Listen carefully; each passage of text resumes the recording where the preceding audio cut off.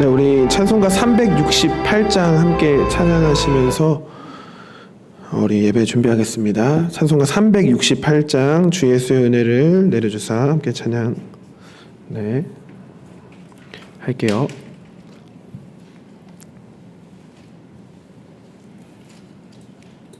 (368장입니다)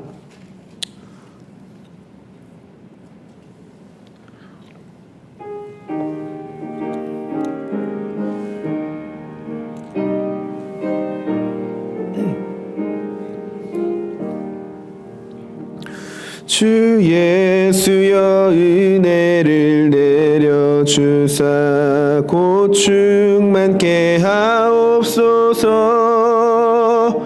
이 줄이고 목마른 나의 맘에 주 성령을 부으소서.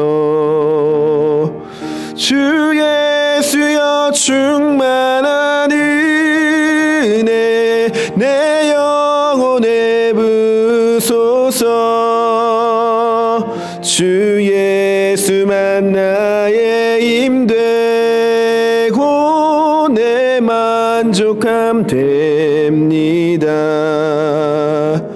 주 예수여 죄에서 풀어주사 날 정결케 하옵소서. 이 세상의 유혹이 나의 맘에 틈 못하게 하옵소서. 주 예수여 충만한 은혜 내 영혼에 부소서. 주 예수만 나의 힘되고 내 만족함 됩니다. 옛 야곱이 천사와 씨름하던 그 믿음을 주옵소서. 이 세상의 물결이 흉흉해도 날 평안케 하옵소서. 주 예수여 충만한 은혜 내 영혼에 부소서. 주 예수만 나의 힘되고 내 만족함 됩니다. 주 예수여 완전한 주의 사랑 나 받기를 원합니다. 그 사랑이 내 맘에 충만하여 날 기쁘게 하옵소서. 주 예수여 충만한 은혜 내 영혼에 부소서. 주 예수만 나의 힘되고 내 만족함 됩니다. 내 마음에 임하신 주의 성령 늘 계실 줄 믿습니다. 그 은사를 나에게 부어주사 주 섬기게 하옵소서. 주 예수여 충만한 은혜 내 영혼에 부소서. 주 예수만 나의 힘되고 내 만족함 됩니다. 주 예수여 충만한 은혜 주 예수여 충만한 은혜 내 영혼에 부소서. 주 예수만 나의 힘되고 내 만족함 됩니다. 아멘. 우리 시간 묵상기도 하심으로 살아계신 하나님께 수요 예배 드리겠습니다.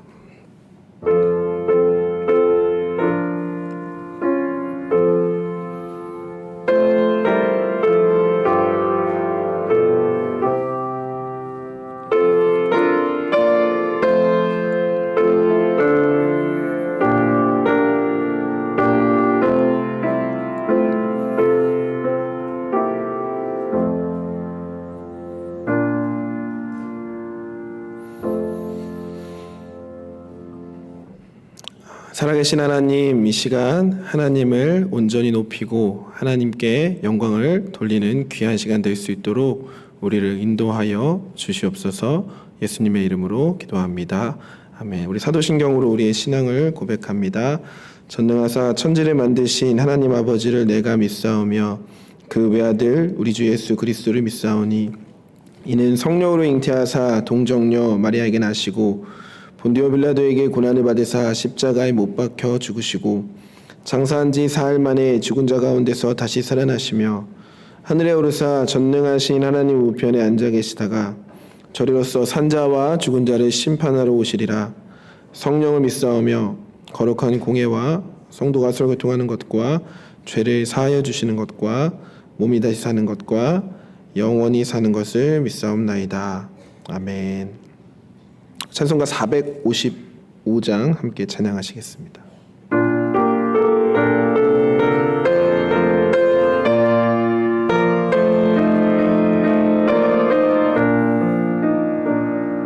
주님의 마음을 본받는 자, 그 맘에 평강이 찾아오면 험악한 세상 이 길임이 하늘로부터 임함이로다. 주님의 마음 본받아 살면서 그 거룩하심 나도 이루리. 주 모습 내 눈에 안 보이며 그 음성 내 귀에 안 들려도 내 영혼 날마다 주를 만나 신령한 말씀 배우도다. 주님의 마음 본받아 살면서 그 거룩하심 나도 이루리. 가는 길 거칠고 험하여도 내 맘에 불평이 없어짐은 십자가 고난을 이겨내신 주님의 마음 본받음이라. 주님의 마음 본받아 살면서 그 거룩하심 나도 이루리. 주 예수 세상에 다시 오실 그날의 무성도 변하여 주님의 빛나는 그 영상을 다 함께 보며 주 찬양하리. 주님의 마음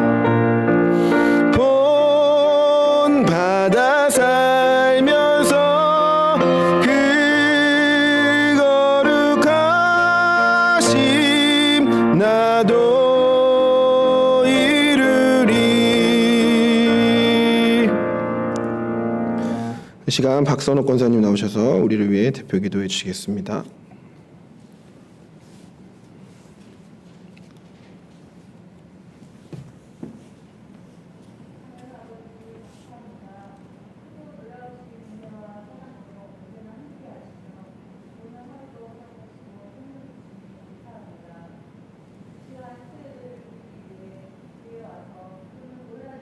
하나님을 예배드리도록 인도하심도 감사드립니다.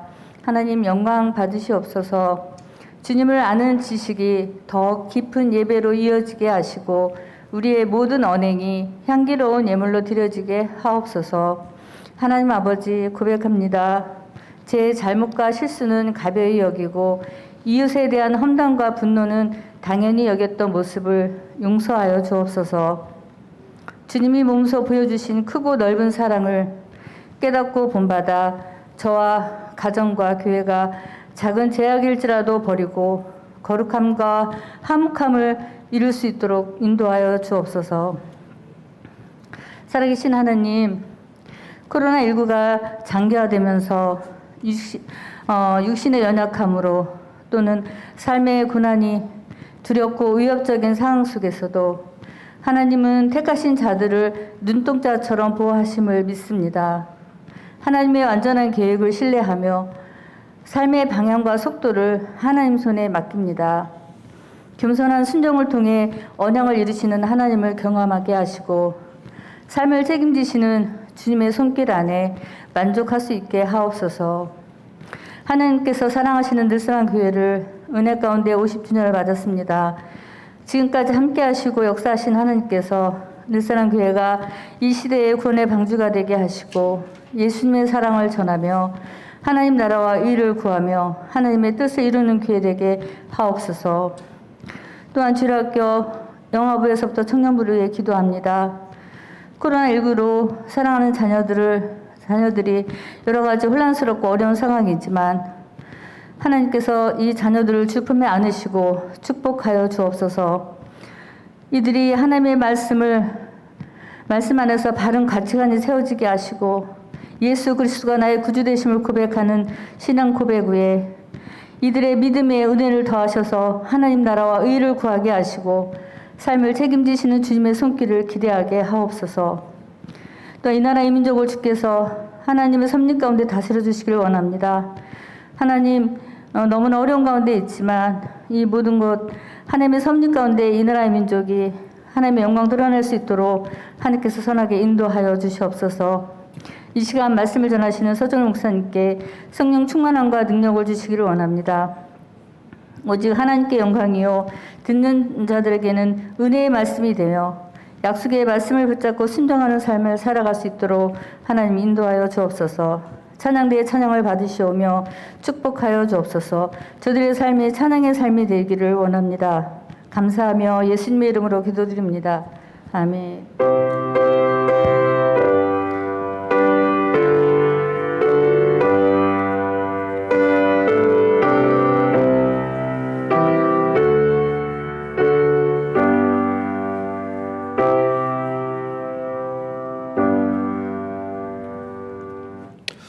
우리 함께 읽으실 말씀은 레위기 18장 24절부터 30절 말씀입니다. 레위기 18장 24절부터 30절 말씀.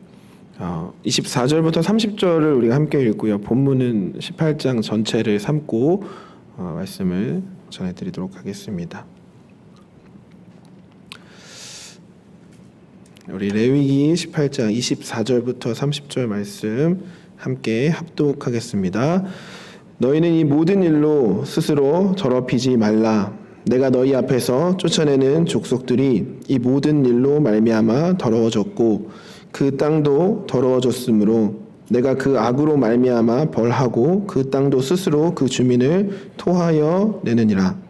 그러므로 너희 곧 너희의 동족이나 혹은 너희 중에 거류하는 거류민이나 내 규례와 내 법도를 지키고 이런 가증한 일에 하나라도 행하지 말라. 너희 전에 있던 그 땅 주민이 이 모든 가증한 일을 행하였고 그 땅도 더러워졌느니라. 너희도 더럽히면 그 땅이 너희가 있기 전 주민을 토함같이 너희를 토할까 하노라.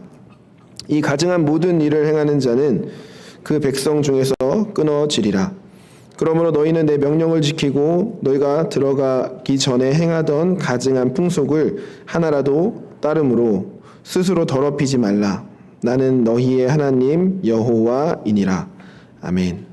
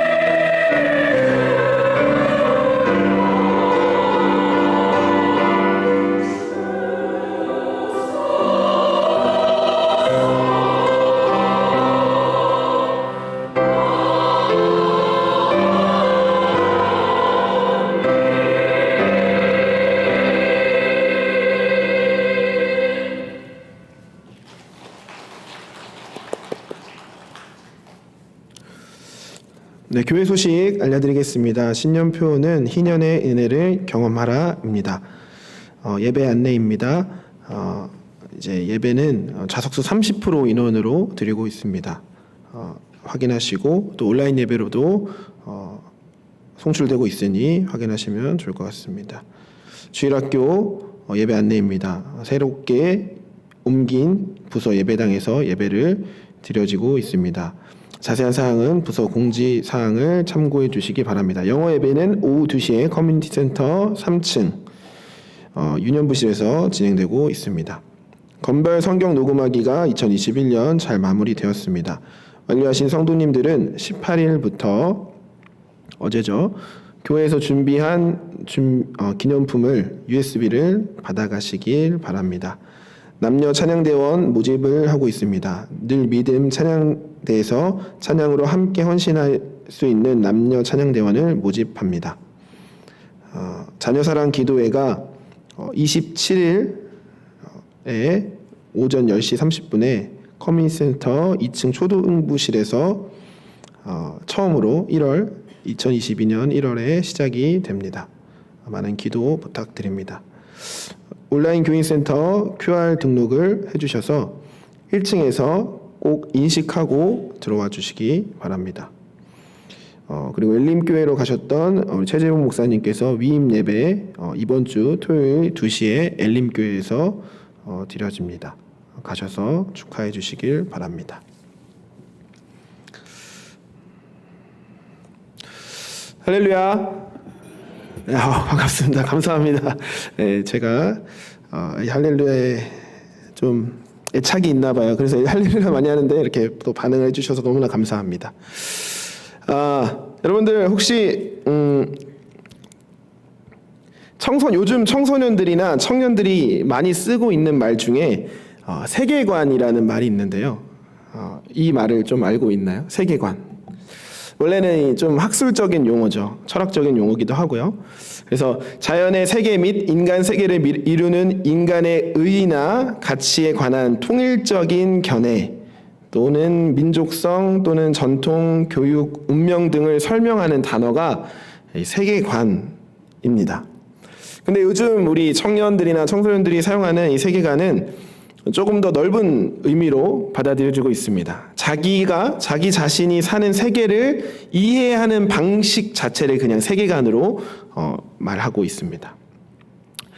과거에는 세계관이라는 이 단어가 담고 있는 것이 철학적이거나 또는 진리나 어떤 신앙적인 것에 관련이 있었다면 이제는 삶의 어떤 작은 부분이라도 세계관으로 이해하고 말한다라는 것입니다. 그리고 이 단어가 많이 사용되어지는 부분은 어떤 한 분야의 배경이나 그 분야의 어떤 스토리, 내러티브를 이해할 때 많이 사용되어집니다. 그래서 혹시 이런 말 들어보셨나요? 마블 세계관이란 말 들어보셨나요? 아무도 안 들어보셨나요? 마블 세계관. 정말 제가 외계어를 하고 있죠? 마블 세계관. 마블이라는 회사에서 만든 영웅이 있습니다. 히어로가 있어요. 히어로가. 대표적으로 우리 아이언맨이 있는데요. 아이언맨이 이런 사람입니다. 아이언맨. 이 사람이 과학자인데 몸을 이제 로봇으로 만들어 가지고 세계 지구를 지키는 아이언맨. 그리고 캡틴 아메리카가 있어요. 이 캡틴 아메리카는 이제 100년 정도 전의 사람인데 어떤 약을 잘못 맞아가지고 부작용으로 초인이 된 거예요. 그래서 저 방패를 들고 또 지구를 지킵니다. 토르도 있습니다. 토르는 천둥의 신 토르입니다. 그래서 외계인이에요. 사실 외계인인데 신이죠. 그래서 천둥을 막 사용해서 지구를 또 지켜줍니다. 헐크도 있습니다. 헐크 들어보셨죠? 초록색 괴물. 근데 이 사람은 방사능에 잘못 찧어져서 저렇게 초록 괴물이 됐는데 그때 이제 지구를 또 지키는 영웅입니다. 스파이더맨도 있습니다. 스파이더맨. 거미 인간이죠. 최근에 개봉을 했는데 이 거미의 방사능에 노출된 거미에 물려가지고 이제 스파이더맨이 거미의 초인적인 힘을 갖게 된 거죠. 그래서 또 지구를 지켜줍니다. 지구를 지키는 사람들 많아요. 그리고 또 닥터 스트레인지도 있는데 이 사람은 마법사입니다. 마법사. 네.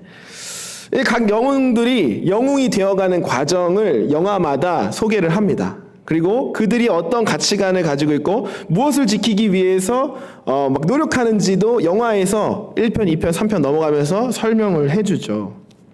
그리고 그들이 또 빌런이라고 하는 악당들을 물리쳐서 지구를 지키는 모습이 영화 한 편 한 편에 담겨져 있습니다. 흥미롭죠? 그런데 더 놀라운 거는 이 마블이라는 데가 회사예요. 이 마블이라는 데서 이 영웅들을 또 한 곳에 모읍니다. 그래서 어벤져스라는 게 이제 탄생을 하는데요. 그래서 그들이 모여가지고 또 그들끼리 또 안 맞는 사람들끼리 또 나눠져가지고 싸웁니다. 영웅은 이렇게 해야 됩니다. 영웅은 이래도 된다라고 가치관이 나눠져서 지들끼리 또 싸워요.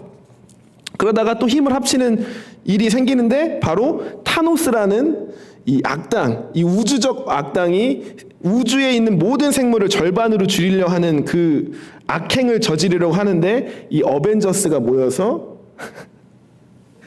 네, 물리칩니다. 네, 이런 내용이에요. 이게 언제부터 있었냐면 2008년부터 지금까지 매년 한 2-3편의 영화가 나오고 있고 그리고 합쳐져 있는 어벤져스 영화도 나오면서 이 세계관이 굉장히 확장되고 있어요.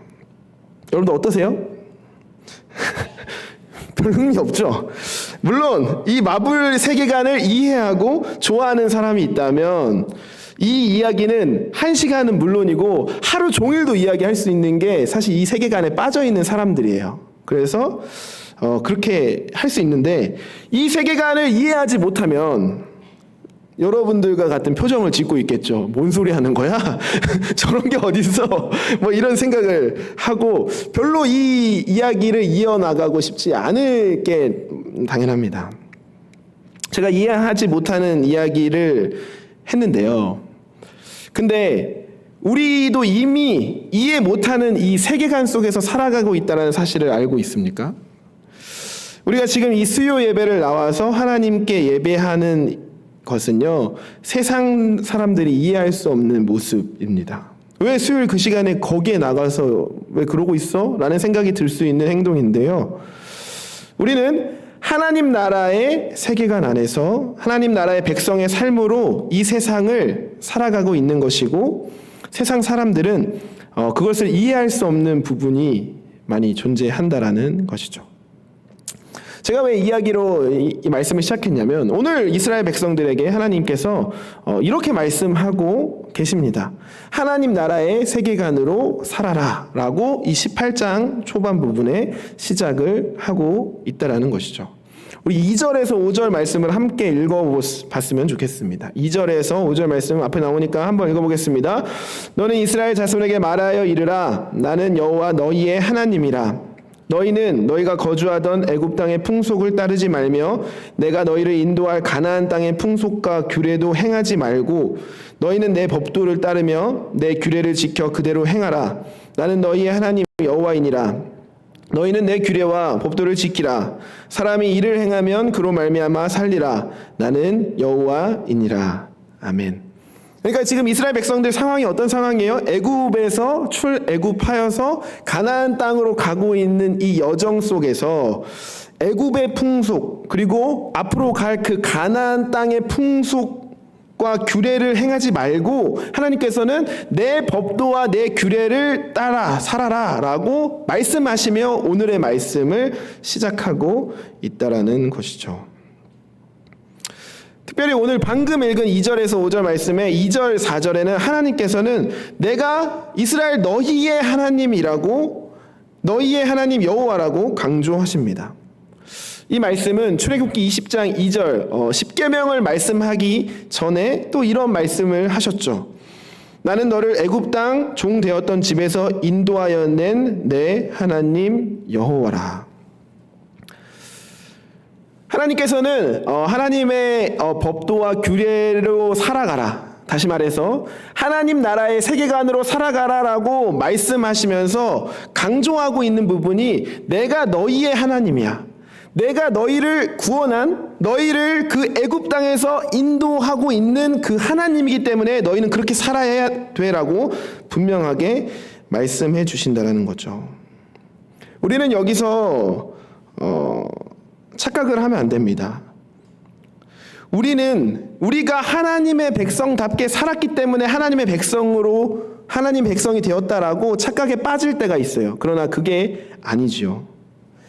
그분이 우리를 영원한 사망에서 건져내신 분이기 때문에 우리는 그분의 말씀에 따라, 그분이 정하신 그 법도에 따라 또 그분의 세계관 안에서 살아가는 것이 마땅할 줄로 믿습니다.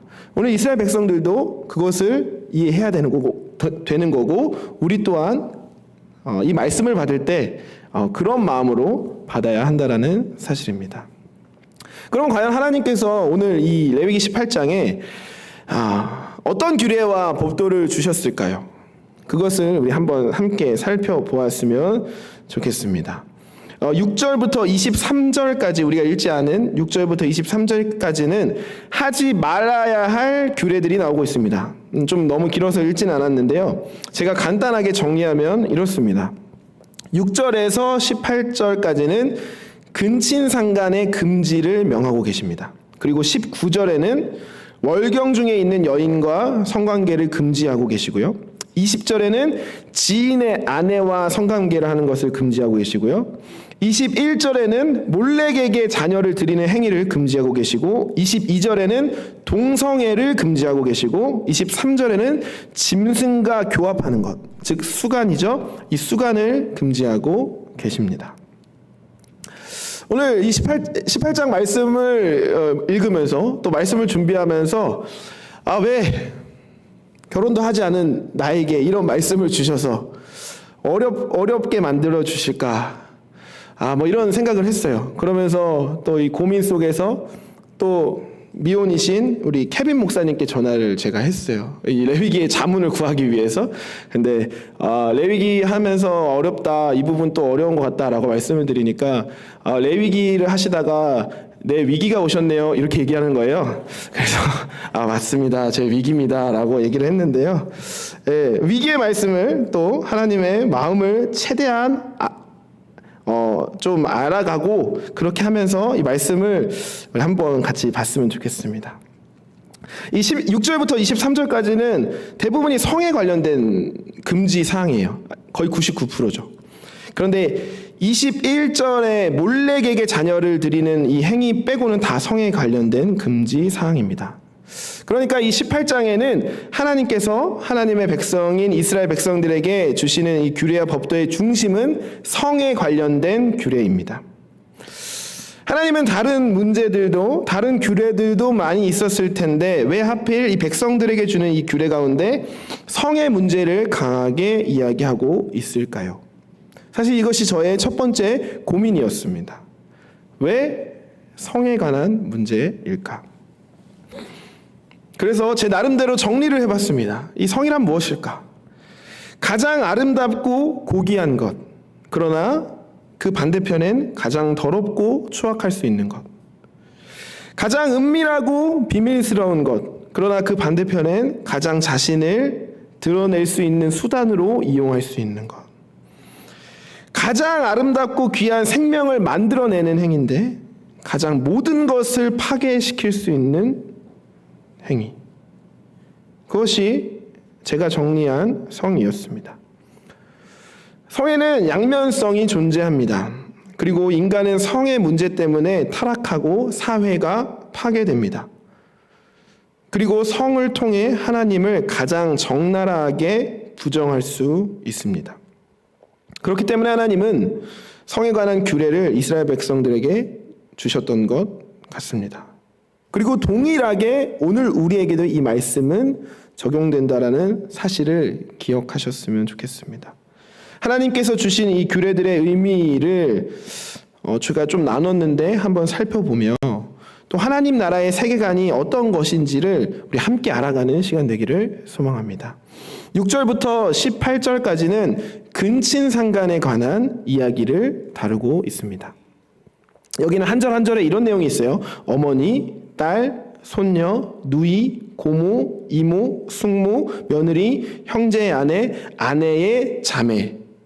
이러한 사람들과 근친상간을 하지 말라고 금하시고 계시다라는 거죠. 6절부터 23절까지의 규례에 대한 이야기가 나왔는데 그 절반 이상의 분량을 근친상간에 대하여 그리고 구체적인 대상을 들어가며 하나님은 설명하고 계십니다. 단순히 양이 많다고 해서 중요한 것은 아니지만 그래도 이렇게 구체적으로 설명하는 데는 이유가 있을 것입니다. 하나님은 왜 근친상간에 대한 규례를 가장 많이 그리고 구체적으로 다뤘을까요? 일단 이 시대에 애굽의 풍습이 근친혼의 풍습이 많이 있었다고 합니다. 애굽은 모계 사회였다라고 해요. 모계 사회. 북의 사회가 아니라 어머니의 어떤 지위에 따라 그 가정의 지위가 결정되는 모계 사회였다라고 해요. 이 모계 사회였던 이집트의 이 풍습에 따라 왕족이나 귀족 신분을 잇기 위해서는 동일한 신분의 여자를 만났어야 했는데 그렇게 하기 위해서 자신의 딸과 결혼을 하거나 고모, 이모와 결혼하는 경우가 많이 있었다고 합니다. 실제로 어떤 파라오는 자신의 어머니가 자신의 고모인 경우가 있었다라고 해요. 그리고 결국에는 자신의 아버지는 자신의 누이와 결혼을 한 것이었죠. 결국 이들의 이 근친혼은 자신의 신분과 지위를 지키기 위한 행동이었고 자신들의 가문 속에 다른 외부인이 들어오지 못하게 해서 자신들의 권력을 유지하려는 그런 마음으로 그런 욕심으로 이런 풍습이 생겨났다라고 볼 수 있는 것입니다. 이러한 문화 속에서 이스라엘 백성들은 400년 이상을 지내왔습니다. 그들의 마음속에 이 근친혼을 바라볼 때 이상하게 여겨지는 게 아니라 당연하게 여겨지는 것이 그들의 마음일 것입니다. 이 근친혼의 문화 속에서 400년 이상을 살아왔으니까요. 자신의 힘과 권력을 유지하기 위해 자신의 어머니와 여자 형제와 딸과 결혼하는 것을 마다하지 않았던 그런 문화를 하나님께서는 금지하셨습니다. 그리고 이러한 문화의 밑바탕에는 자신과 자신의 가문의 힘을 유지하고 그 권력을 빼앗기지 않으려는 내가 나의 주인 되는 생각이 가득했던 것입니다. 서두에 하나님께서 하나님의 백성이 지켜야 할 규례와 법도를 말씀해 주신 것처럼 하나님의 백성은 내가 주인이 되는 것이 아니라 하나님을 주인으로 섬기며 하나님의 뜻을 따라 살아가는 사람들이기 때문에 이러한 근친혼의 문제는 하나님 입장에서 굉장히 문제가 되는 것이었고 그리고 금지시키셨던 것이었죠. 이 성이라는 것은 가장 은밀하고 가장 비밀스러운 것이지만 그것을 통해 자기 자신을 가장 잘 드러낼 수 있는 수단이 되기도 한다라는 것입니다. 하나님께서는 일부 일처제를 분명하게 보여주셨습니다. 아담과 하와를 통해서. 그러나 죄된 인간은 일부 다처제 또는 자신의 권력을 유지하기 위해 근친혼 또 다른 어떤 권력을 보여주기 위해 다른 관계들을 통해 자신을 드러내고 자신의 힘을 과시하고 자신의 권력을 증명하려 했던 것입니다. 다시 처음의 질문으로 돌아가서 하나님께서 이스라엘 백성들에게 근친상간에 관련된 규례를 이 비중 있게 그리고 구체적으로 다루셨던 이유는 표면적으로는 그 당시의 애굽의 문화 그리고 그 지역의 문화가 그러했기 때문일 것입니다. 그런데 내면적으로는 자신이 드러나고 자신을 세우고 자신을 높이는 그런 문화를 금하신 것입니다. 하나님 나라의 백성들은 자신을 드러내고 자신을 세우고 자신을 높이는 삶을 사는 것이 아니죠. 하나님을 드러내고 하나님을 세우고 하나님을 높이는 삶을 살아야 할 줄로 믿습니다. 사실 지금 우리 문화 속에서는 근친혼이라는 사실 금지되어 있죠. 법적으로. 안 됩니다. 그래서 제가 근친혼을 하시면 안 됩니다라고 얘기를 하면 웃겠죠. 법적으로도 안 돼 있는데 왜 또 저렇게 해서 말하나. 그런데 우리는 이 근친혼 금지 규례를 보면서 나를 드러내고 나를 세우고 나를 높이는 삶을 금하신다라는 것을 바라볼 수 있어야 합니다. 여러분들은 어떠십니까? 우리는 어떠한가요? 성의 문제든 성에 관련된 문제이든 아니든 나를 드러내고 싶고 나를 세우고 싶고 나를 높이는 삶을 살고 싶지는 않습니까? 이 시간 우리의 내면을 진실하게 살펴보는 귀한 시간 되기를 소망합니다. 내가 하는 어떤 행위가, 내가 하는 말이, 내가 가는 그 발걸음이, 내가 어떻게 행해지는 어떤 노력들이 누구를 위한 것입니까? 나를 위함은 아닙니까? 하나님을 위함이라는 포장지로 잘 포장한 나의 욕망은 아닙니까? 내가 제일 잘 알 것입니다. 그런데 무섭고 놀라운 것은요, 나보다 하나님은 더 잘 아신다라는 사실입니다. 우리의 모습을 돌아보는 이 시간 되기를 소망합니다. 두 번째는 바로 22절 말씀하신 동성애의 문제입니다. 한번 읽어보겠습니다. 22절 함께 읽어볼게요. 시작. 너는 여자와 동침함 같이 남자와 동침하지 말라. 이는 가증한 일이니라. 아멘. 하나님께서는 동성애를 금하셨습니다. 이 동성애를 금하실 때 원어를 보면 강한 혐오를 표현하는 토에바라는 단어를 사용하셨습니다. 이 토에바라는 단어는 28장에서 이 동성애를 설명할 때 처음으로 등장합니다. 앞에 근친혼을 설명할 때 토에바라는 단어를 사용하지 않으셨어요. 우리 한국어 성경에도 가증하다라는 말이 여기서 처음 등장하는 것처럼 이 토에바라는 단어를 처음 사용하셨다라는 거죠. 이것을 통해 우리는 하나님께서 이 동성애를 바라보시는 태도가 어떠하신지를 알 수 있습니다.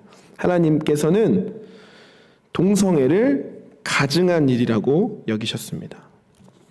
이 동성애에 관한 문제는 근친혼과는 다르게 지금 우리에게도 와닿는 문제이고 현실적인 문제입니다.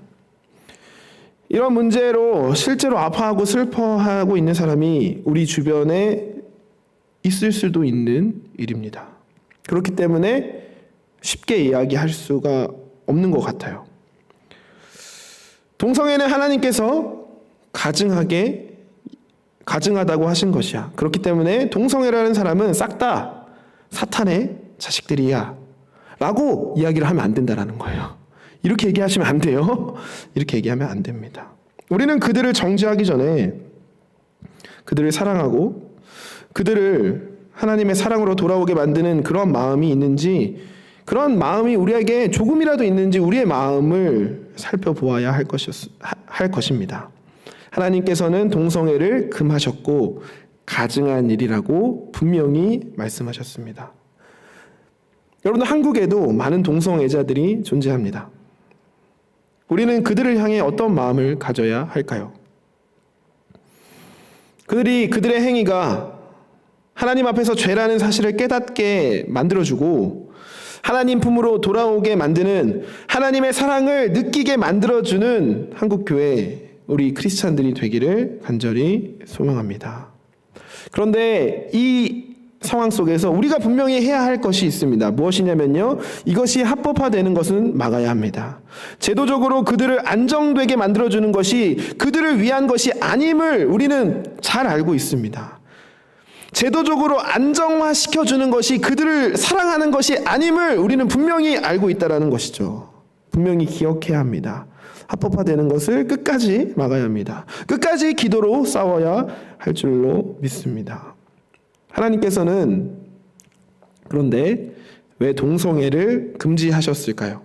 왜에 대한 질문은 사실 하지 않았습니다. 하나님께서 왜 동성애를 금지하셨을까요? 왜 가증하다고 말씀하셨을까요? 우리 다음 부분을 보면서 이 부분과 함께 이해했으면 좋겠습니다. 23절입니다. 제가 읽어드리겠습니다. 너는 짐승과 교합하여 자기를 더럽히지 말며 여자는 짐승 앞에 서서 그것과 교접하지 말라. 이는 문란한 일이니라. 아멘. 하나님께서 또 금지하셨던 것은 바로 짐승과 교합하는 수간을 금지하셨습니다. 여러분, 너무 더럽고 추잡한 일이라고 생각드는 행위인데 실제로 그러한 일들이 벌어지기 때문에 하나님께서는 금지하셨습니다. 이방 종교들 이 제의적 의식으로 이러한 일들이 일어났다라고 합니다. 그리고 저도 최근에 어떤 기사를 봤는데 외국에 있는 기사였습니다. 자기의 반려동물과 관계를 맺는다라는 기사를 본 적도 있었습니다. 그런데 하나님께서는 이 일 또한 금지시키셨습니다.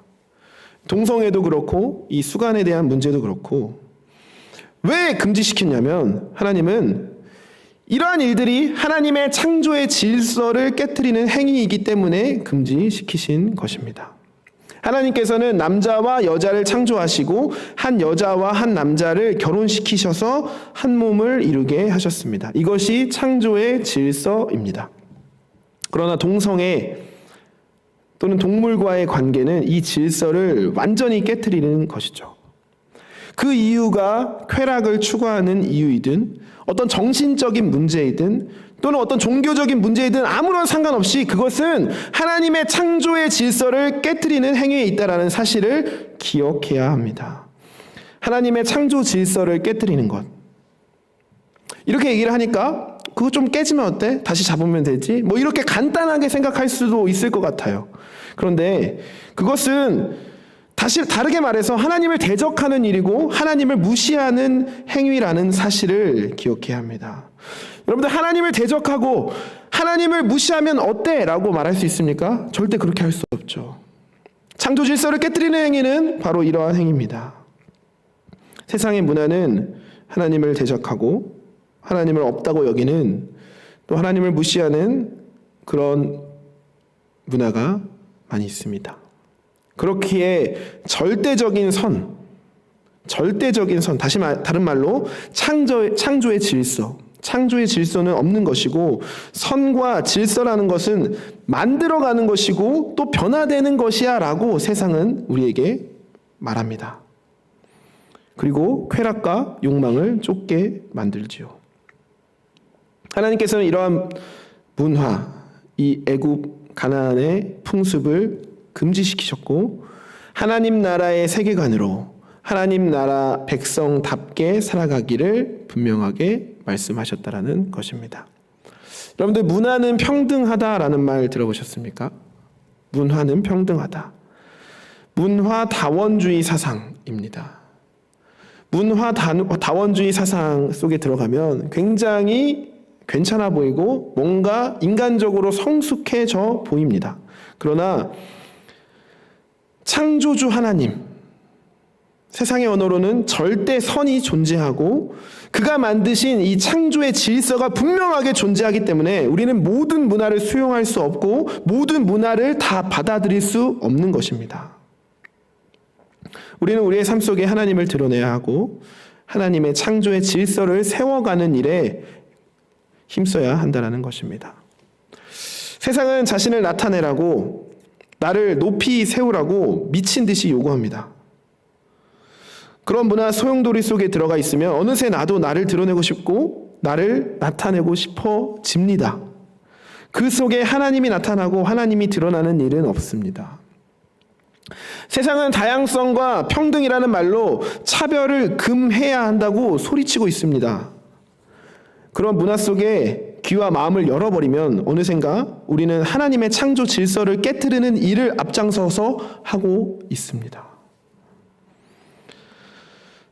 하나님은 애굽 땅에서 나와 가나안 땅으로 가는 이스라엘 백성들에게 하나님의 세계관, 하나님 나라의 세계관으로 살아가라 라고 요구하셨던 것처럼 동일하게 오늘날 우리에게 요구하십니다. 내가 드러나고 내가 나타나고 내가 세워지는 것이 아니라 하나님이 드러나고 하나님이 나타나고 하나님이 세워지는 삶을 살기를 요구하십니다. 다양성과 평등이라는 말로 창조 질서를 깨트리는 것이 아니라 창조 질서 안에서 하나님의 사랑을 보여주는 삶을 살아가기를 여러분들에게 우리에게 요구하십니다. 어쩌면 하나님께서는 삶을 살아내는 것을 넘어서 하나님 나라의 백성의 이 문화, 이 가치관을 만들어내기를 원하시는지도 모릅니다. 그래서 우리를 공동체로, 교회로 부르신 것이 아닐까요? 이 18장 말미에 가면 24절, 25절에 이렇게 나와 있습니다. 너희는 이 모든 일로 스스로 더럽히지 말라. 내가 너희 앞에서 쫓아내는 족속들이 이 모든 일로 말미암아 더러워졌고 그 땅도 더러워졌으므로 내가 그 악으로 말미암아 벌하고 그 땅도 스스로 그 주민을 토하여 내느니라. 이것은요, 가나안 땅이 가나안 백성들 족속들을 버린 이유를 설명해 주고 있는 것입니다. 그리고 이 조건은 그들에게만 해당되는 것이 아니라 이스라엘 백성들에게도 동일하게 적용됩니다. 28절, 너희도 더럽히면 그 땅이 너희가 있기 전 주민을 토함같이 너희를 토할까 하노라. 그런데 더 놀라운 사실은 지금 우리에게도 동일하게 적용된다는 사실입니다. 우리는 너무나 빠르게 변화되는 이 시대를 살아가고 있습니다. 빠르게 변화되어가는 세상은 끊임없이 새로워 보이는 문화들로 새로워 보이지만 사실 나를 세우게 하고 하나님을 대적하게 하는 것은 변하지 않습니다. 이 변화되는 세상 속에서 마치 애굽에서 가나안으로 가는 이 과정과 같은, 악한 곳에서 더 악한 곳으로 가는 이 이스라엘 백성들에게 하나님께서 요구하셨던 것처럼 우리도 이 빠른 시대, 악한 세대에서 악한 세대로 변화되고 있는 이 과정 속에서 하나님 나라의 세계관으로 살지 않는다면 우리도 이스라엘 백성들이 토해졌던 것처럼 토해질 것입니다. 마치 유럽의 찬란했던 기독교 문화가 온데간데 없이 사라져버리고 유흥의 공간으로 토하여진 것처럼 말이죠. 18장 30절 말씀, 그러므로 너희는 내 명령을 지키고 너희가 들어가기 전에 행했던 가증한 풍속을 하나라도 따름으로 스스로 더럽히지 말라. 나는 너희의 하나님 여호와이니라.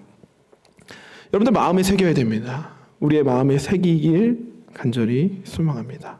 그리고 다시 한 번 더 여러분들에게 도전합니다. 세상이 우리의 삶의 방식을 보고 우리가 살아가는 이 세계관을 보고 감동받을 만한 삶을 살아내기를 도전합니다. 우리가 세상에 동요되는 것이 아니라 세상이 우리에게 동요되기를 간절히 소망합니다.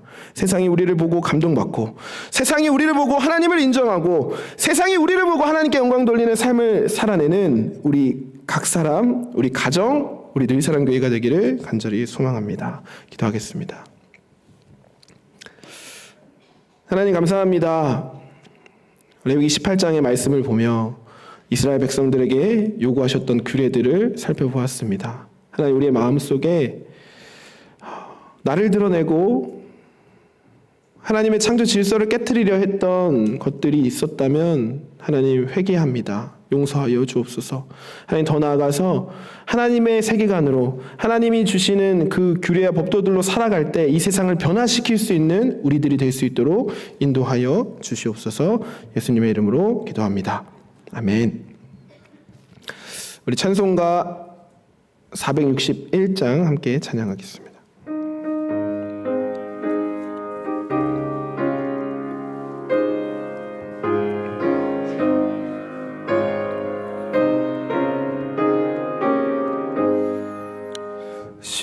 십자가를 질 수 있나 주가 물어보실 때 죽기까지 따르오리. 성도 대답하였다.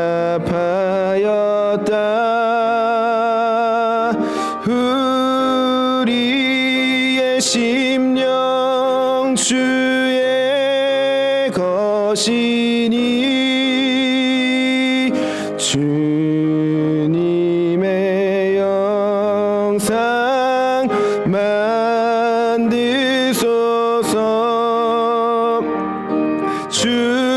주인도 따라 살아갈 동안 사랑과 충성을 바치오리다. 너는 기억하고 있나 구원받은 강도를 그가 회개하였을 때 낙원 허락받았다.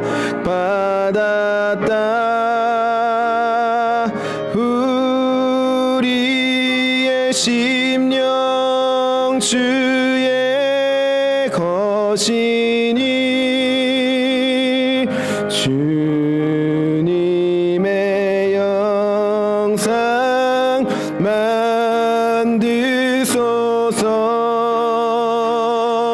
주 인도 따라 살아갈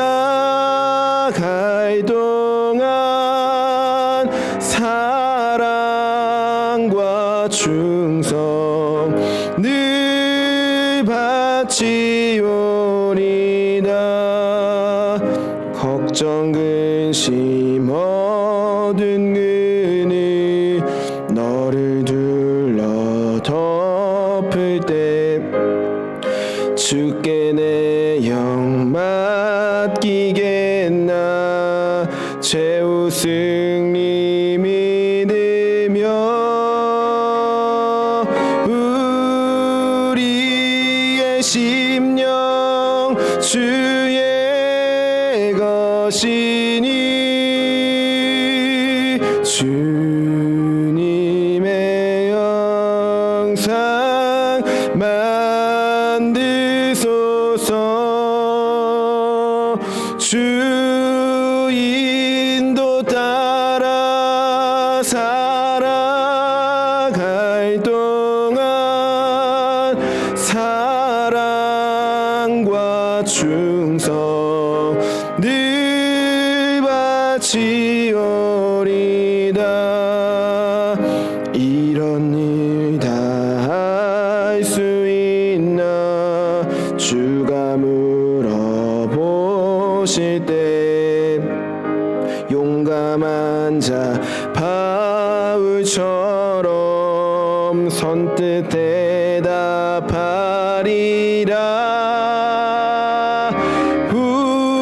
우리의 심령 주의 것이니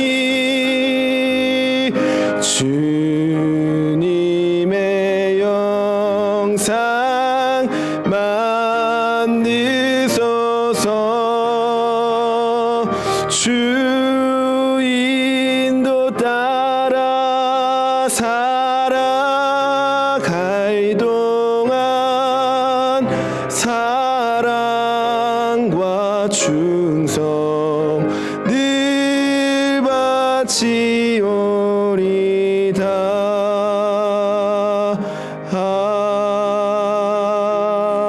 아멘. 주기도문으로 예배를 마치겠습니다. 하늘에 계신 우리 아버지여, 이름이 거룩히 여김을 받으시오며 나라의 마옵시며 뜻이 하늘에서 이루어진 것 같이 땅에서도 이루어지이다. 오늘날 우리에게 일용할 양식을 주옵시고 우리가 우리에게 죄 지은 자를 사하여 준 것 같이 우리의 죄를 사하여 주옵시고 우리를 시험에 들게 하지 마옵시고 다만 악에서 구하옵소서. 대개 나라와 권세와 영광이 아버지께 영원히 있사옵나이다. 아멘.